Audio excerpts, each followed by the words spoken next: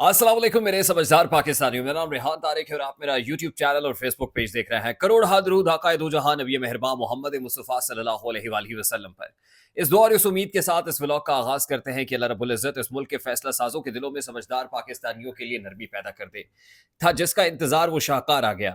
Chief of the army staff general Asim Munir ने एक तीर से कई कई शिकार किए हैं। अब किस किस को निशाने पर रखा है, किस किस पर निशाना बांधा है, तमाम द डिटेल्स आज के इस व्लॉग में रखेंगे। Chief of the army staff का खिताब, वो काम जो कभी इदारे और chief of the army staff के बिहाफ पर डीजी आईएसपीआर किया करते थे। एक प्रेस कॉन्फ्रेंस ऑर्गेनाइज की जाती थी, वो जनरल आसिम गफूर का दौर हो, वो जनरल आसिम सलीम बाजवा का दौर हो, या हाल ही में जनरल बाजवा के दौर में आईएसपीआर की कारकर्दगी हो।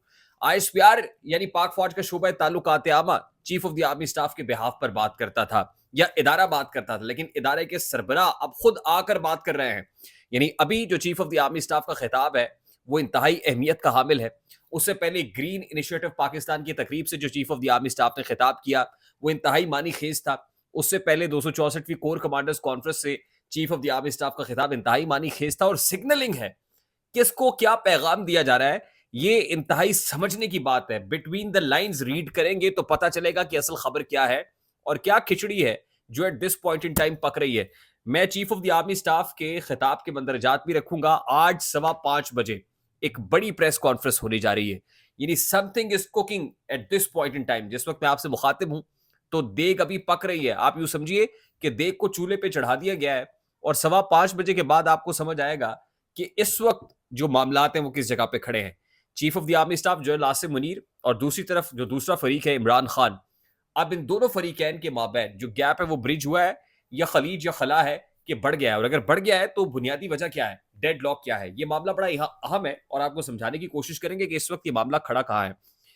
मैं आपको ये बता दूं कि आज ही मौलाना फजलुर रहमान जो कह चुके हैं कि अब फैसले ईवानों में नहीं मैदानों में होंगे, वो कराची से मिलियन मार्च का आगाज करने जा रहे हैं। और हमारी इतलात के मुताबिक हुकूमत मौलाना फजलुर रहमान को बनाने की कोशिश करेगी। एक तरफ हुकूमत मौलाना फजलुर रहमान को एंगेज करने की कोशिश कर रही है, तो दूसरी तरफ पाकिस्तान तहरीक इंसाफ मौलाना के साथ हाथ मिलाने के लिए मौलाना से बातचीत का दरवाजा खोले हुए हैं। आज ही chief of the army staff के खिताब को काउंटर करने के लिए, यानी उसका जवाब, उसके जवाब में क्या कहना है, बेफिटिंग रिस्पॉन्स क्या हो सकता है, इसके लिए अडयाला जेल में बड़ी अहम मुलाकातें हो रही हैं। आज जुमेरात का रोज है और जुमेरात का रोज मख्तस है इमरान खान साहब के साथ सियासी मुलाकातों के लिए। और आज हमारी इतलात के मुताबिक बैरिस्टर गौहर भी मिल रहे हैं, उमर अयूब भी मिल रहे हैं और गालिबन रऊफ हसन भी इमरान खान से मुलाकात के लिए अडयाला जेल पहुंचेंगे। और अडयाला से इमरान खान जो पैगाम जारी करेंगे वो आज कौम के सामने रखा जाएगा। आज बड़ी प्रेस कॉन्फ्रेंस के अंदर बताया जाएगा कि chief of the army staff general Asim Munir जो कह रहे हैं और पब्लिकली आके कह रहे हैं, पब्लिक डोमेन में कह रहे हैं। आपको याद होगा ना कि चीफ ने एक खिताब उस वक्त किया था जब इस्लामाबाद में एक कन्वेंशन सेंटर के अंदर तलबा को इकट्ठा किया गया था, मुख्तलिफ यूनिवर्सिटीज के तलबा और तालिबात इकट्ठे किए गए थे। उसके बाद आपको ये भी याद होगा कि डीजी आईएसपीआर का एक खिताब था जो लाहौर के अंदर था, लाहौर गैरिजन के अंदर, और वहां भी मुख्तलिफ यूनिवर्सिटीज के तलबा और तालिबात को इकट्ठा किया गया था। इदारों के सरबराहान, एक तरफ इंटेलिजेंस एजेंसी के सरबराह ने बराह रास्त स्टूडेंट्स के साथ एंगेज किया था, उधर chief of the army staff ने बराह रास्त यूथ के साथ एंगेज किया था। और अब फिर chief of the army staff ने जो at this point in time खिताब दिया है वो पीएफ अकेडमी रिसालपुर की पासिंग आउट परेड से मुखातिब होते हुए वो बहुत कुछ कह गए हैं। एक तीर से उन्होंने 3 शिकार किए। वो 3 शिकार कौन से हैं, मैं डिटेल्स आपके सामने रखता हूं। आज पासिंग आउट परेड के अंदर air chief marshal Zaheer Babar Sidhu sahab भी मौजूद थे और उनकी मौजूदगी के अंदर chief of the army staff ने इस खिताब में क्या कहा है, जरा मैं उसकी एक झलक आपके सामने रखता हूं। Chief of the army staff general Asim Munir ये कहते हैं, हम अपनी आईनी हुदूद को बखूबी जानते हैं और दूसरों से भी आइन की पासदारी को मुकद्दम रखने की तवक्को रखते हैं। ये बड़ी इंपॉर्टेंट बात है जो वो कर रहे हैं। हम अपनी आईनी हुदूद बखूबी जानते हैं और दूसरों से भी आइन की पासदारी को मुकद्दम रखने की तवक्को रखते हैं। एक मैसेज तो आ, उन लोगों के लिए भी है। इस्लामाबाद हाई कोर्ट की 6 जजेस ने खत लिख के जब मेडलिंग की बात की, मुदाखलत हो रही है, तो उन्होंने इंटेलिजेंस एजेंसी आईएसआई की मुदाखलत की बात की। अपने आइन से मुतजावुज, इसका मतलब यह है कि कौन हुआ, इंटेलिजेंस एजेंसी हुई। तो एक मैसेज तो उन जजेस के लिए भी है जो ये कह रहे हैं कि इदारे या इंटेलिजेंस एजेंसीज अपनी आईनी हदूद से तजावुज कर रही हैं। और फिर हमने देखा कि सुप्रीम कोर्ट ऑफ पाकिस्तान की परसों एक बड़ी हियरिंग हुई इस मामले के ऊपर और उसमें भी बहुत सी बातें की गई, इदारों पर सवाल उठाए गए। तो एक मैसेज तो जुडिशरी के लिए है।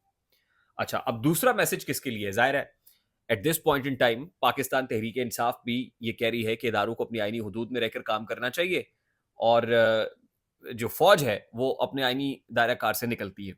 और आइन और कानून के मुताबिक पाकिस्तान में मामलात नहीं चल रहा है। अच्छा, chief of the army staff कहते हैं कि जो लोग आइन में दी गई आज़ादी राय पर आयद की गई वाज़े क़ुयूद की बरबला पामाली करते हैं, वो दूसरों पर उँगलियां नहीं उठा सकते। जो लोग आइन में दी गई आज़ादी राय पर आयद की गई वाज़े क़ुयूद की बरबला पामाली करते हैं, वो दूसरों पर उँगलियां नहीं उठा सकते। अब एक मैसेज तो मीडिया के लिए भी है, लगता ये है कि chief of the army staff जो आसिम मुनीर साहब मीडिया से नाराज़ हैं और मैं आपको ये भी बता दूं कि जनरल कमर जावेद बाजवा जो मीडिया के नुमाइंदगान से मिला करते थे, बातचीत करते थे ऑफ द रिकॉर्ड, मुलाकातों के जरिए से दो डिफरेंट सहाफ़ियों की वसातत से खबरें फ्लोट कराया करते थे। जनरल आसिम मुनीर मीडिया के लोगों से मुलाकात नहीं कर रहा है और लगता यह है कि शायद मीडिया से उन्हें कुछ शिकवे भी हैं और सोशल मीडिया को तो वैसे ही वो शैतानी मीडिया कहते हैं।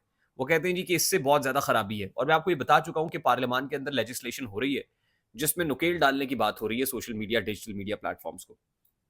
तो मीडिया के लिए भी एक मैसेज है।